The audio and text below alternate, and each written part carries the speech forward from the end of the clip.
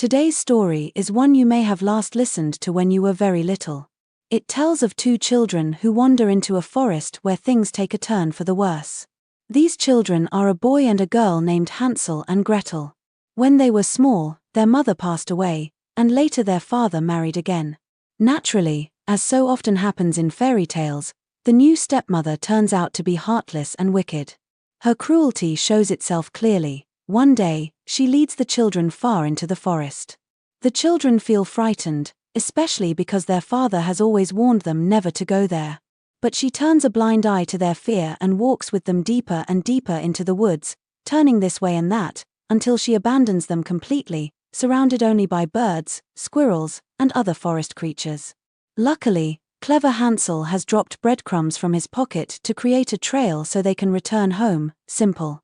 Sadly, when they turn back to follow the trail, they discover that the birds I mentioned earlier have eaten every last crumb. The children now find themselves lost in the dense, dark forest, and to make things even worse, they continue walking further and further into the trees.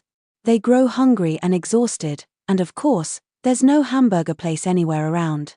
Then, there's an unexpected turn of events. They suddenly turn up at a bright, charming little cottage. To their amazement, the cottage is built entirely from sweets and cakes. Imagine that. Without hesitating, they begin tasting it. It's delicious.